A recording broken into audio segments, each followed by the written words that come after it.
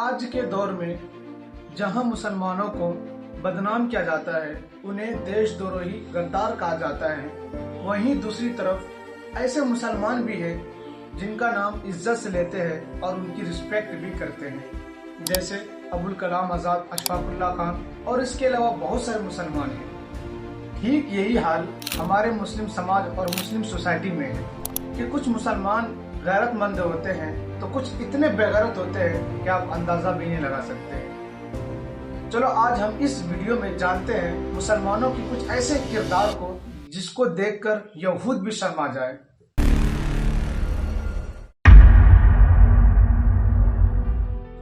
मुसलमान जहां अपने अच्छे किरदार और अखलाक से जाने जाते हैं, अपने दीन और अपने उलमा की एक बात पर लाखों की मजमा इकट्ठा कर सकता है, वहीं दूसरी तरफ मुसलमान इतने बेगैरत होते हैं कि अपने ही इमाम के साथ इस तरह सलूक करता है, इस तरह बर्ताव करता है कि तुम सोच भी नहीं सकते हो।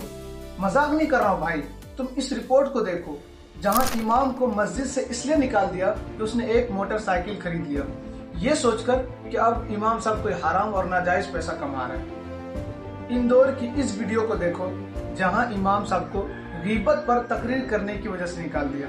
क्यों? क्योंकि आवाम को बुरा लग गया।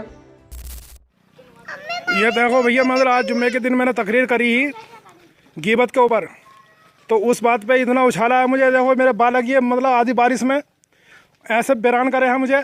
कोई भी इमाम आए भैया, गांव है चाननखेड़ी, ज़िला इंदौर है, कोई भी इमाम आवे तो सोच समझ कर आना भैया। इतना बड़ी बेइज्जती करी है मेरी आज दो तीन लोगों ने कि बस कुछ कह नहीं सकता मैं। इसी तरह बेंगलोर के इस वीडियो को देखो जहां 8 साल से इमामत करने वाले को इसलिए निकाल दिया कि अब उसको एक नई वैरायटी चाहिए, एक नया इमाम चाहिए, एक नई आवाज चाहिए।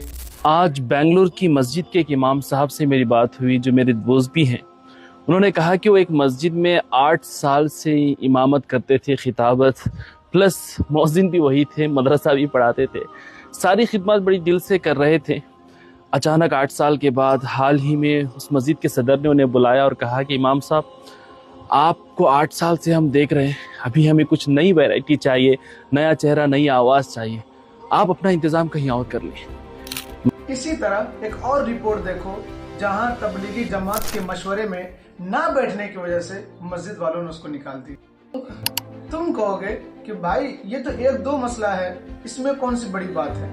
नहीं भाई, इस तरह लाखों मिसाल है।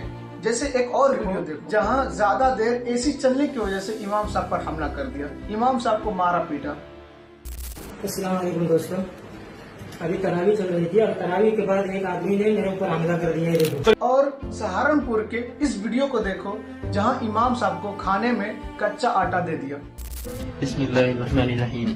देखिए, एक साहब के यहाँ से खाना आया है मस्जिद के इमाम का, आप ये देखो, सूखा ये गीला आटा है भुना हुआ, और नीचे देखो ये तो खाली है, तो इसमें सब्जी है, इसमें सब्जी है। ये वीडियो देखो कि 9 साल से इमामत करने वाले को मस्जिद के लोगों ने साजिश करके इमामत से निकाल दिया।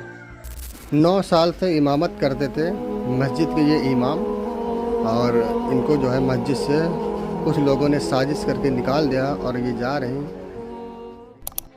इसी तरह उत्तर प्रदेश के इस वीडियो को देखो जहां इमाम साहब ने किसी बच्चे को मार दिया तो उस बच्चे ने उसके पूरे फैमिली ही को खत्म कर दिया।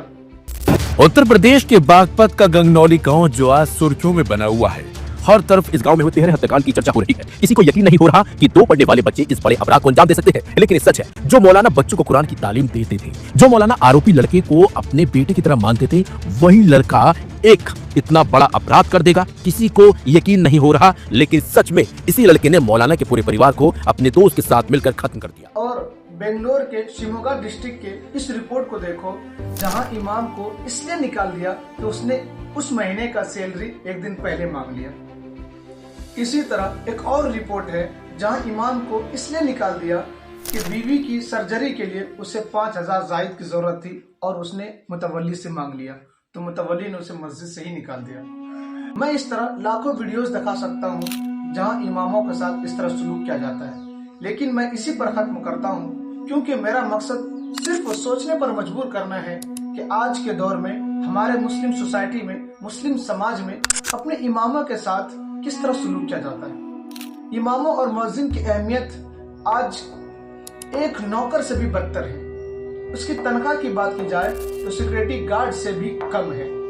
क्या आपके आसपास भी इस तरह हो रहा है, या आपके दोस्तों के साथ या आपके जान पहचान के साथ इस तरह हुआ है? तो आप हमें कमेंट में जरूर बताइए। अगर ये वीडियो अच्छी लगे तो लोगों तक जरूर शेयर कीजिए और उसे समझाइए, और हमारे चैनल को सब्सक्राइब करें। मिलते हैं अगले वीडियो में। खुदा हाफिज।